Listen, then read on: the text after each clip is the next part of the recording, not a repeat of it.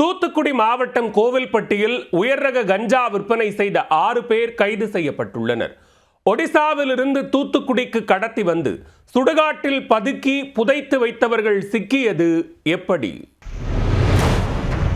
தூத்துக்குடி மாவட்டம் கோவில்பட்டி அடுத்த மூப்பன்பட்டி பகுதியில் கஞ்சா பதுக்கி வைத்து ரீபேக்கிங் செய்து சொகுசு கார்களில் கைமாற்றப்படுவதாக டிஎஸ்பி ஜெகநாதனுக்கு ரகசிய தகவல் கிடைத்துள்ளது. இதையடுத்து கோவில்பட்டி கிழக்கு காவல் நிலைய ஆய்வாளர் ஜின்னா பீர் முகமது தலைமையில் போலீசார் கோவில்பட்டி மூப்பன்பட்டி பகுதியில் முகாமிட்டு ரகசியமாக கண்காணித்து வந்தனர். ஞாயிற்றுக்கிழமை மாலை மூப்பன்பட்டி சுடுகாடு அருகே போலீசாரை பார்த்ததும் சிலர் காரில் இருந்து இறங்கி தப்பி ஓடிய நிலையில் போலீசார் துரத்திச் சென்று அவர்களை பிடித்தனர். விசாரணையில் அவர்கள் கோவில்பட்டி வள்ளுவர் நகரை சேர்ந்த அருண்குமார், நாகலாபுரத்தை சேர்ந்த கொம்பையா, வஉசி நகரை சேர்ந்த கார்த்திக், கயத்தாறு தெற்கு கோனார்கோட்டையை சேர்ந்த மகாராஜா என்பது தெரிய வந்தது. அவர்கள் வந்த கார் டிக்கியில் டிராவல் பேக்களில் பதுக்கி வைக்கப்பட்டிருந்த 24 கிலோ பதப்படுத்தப்பட்ட உயர் ரக கஞ்சாவை பறிமுதல் செய்து 4 பேரையும் கைது செய்தனர்.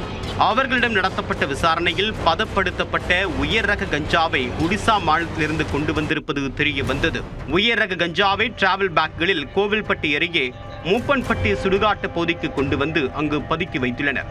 பிறகு அந்த கஞ்சாவை ரீபேக்கிங் செய்து கார் மூலமாக பிற பகுதிகளுக்கு சப்ளை செய்யப்படுவது தெரிய வந்தது. உயர் ரக கஞ்சா தொடர்புடைய நெட்வொர்க் பின்னணி குறித்து பல்வேறு கோணங்களில் போலீசார் விசாரணையை நடத்தி வருகின்றனர். கைதானவர்களிடமிருந்து ஒரு கார் மற்றும் 3 ஐபோன்களையும் போலீசார் பறிமுதல் செய்தனர்.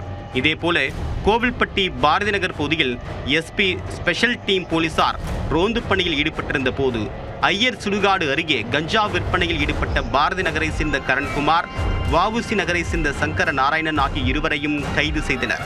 அவர்களிடமிருந்து 1 கிலோ 300 கிராம் எடை கொண்ட உயர் ரக கஞ்சாவையும் பறிமுதல் செய்தனர். ஏற்கனவே கடந்த 2 நாட்களுக்கு முன்பாக கல்லூரி மாணவர்களை குறிவைத்து விற்பனை செய்யப்பட்ட 11 கிலோ கஞ்சாவை போலீசார் பறிமுதல் செய்து கல்லூரி மாணவர் உட்பட 3 பேரை கைது செய்திருந்தனர்.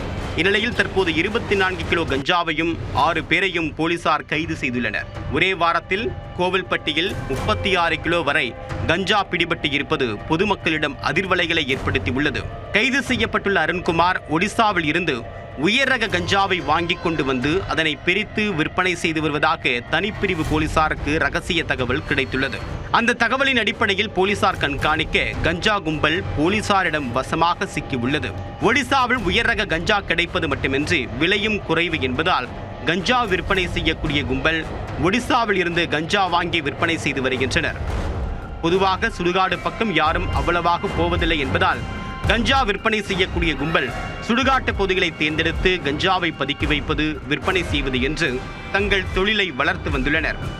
கைது செய்யப்பட்டவர்களுக்கு ஒடிசாவில் இருந்து எப்படி கஞ்சா கிடைத்தது என்பது குறித்தும் போலீசார் தீவிர விசாரணை மேற்கொண்டு வருகின்றனர். கஞ்சா விற்பனை செய்து அதில் கிடைக்கக்கூடிய பணத்தை வைத்துக் கொண்டு சொகுசு வாழ்க்கை வாழ்வது, காரில் ஊரை வலம் வந்து கெத்து காட்டுவது என்று மாசாக இருந்துள்ளது இந்த கஞ்சா கும்பல்.